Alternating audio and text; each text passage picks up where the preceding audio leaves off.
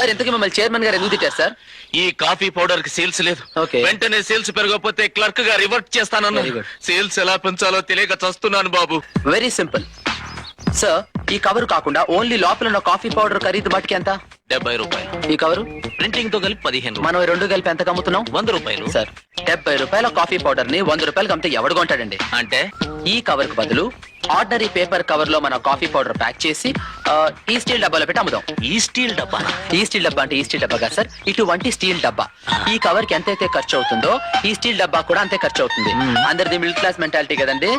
Coffee powder తో పాటు steel డబ్బా కూడా ఫ్రీగా వచ్చింది అనుకుంటారు. జీనియస్ మార్కెటింగ్ అనిపిస్తుంది కదా, కానీ ఇలానే జనాలు అవసరం లేని వస్తువులపై ఈ రోజు ఖర్చు చేస్తుంటారు. ఇక్కడ బిగ్గెస్ట్ ఎకనామిక్ మిస్టేక్ ఏంటంటే మనకి అవసరం లేని వస్తువులు కూడా మనకి కావాలి అని నమ్మించడం. సో నెక్స్ట్ టైం కొనే ముందు ఒకసారి ఆలోచించు, అది నీ డెసిషనా లేక కంపెనీ యొక్క మార్కెటింగ్ వలన అని. 100 days పాటు ఇలానే మనీ బేసిక్స్ అన్ని డిస్కస్ చేద్దాం. ఫాలో చేసి పెట్టుకో.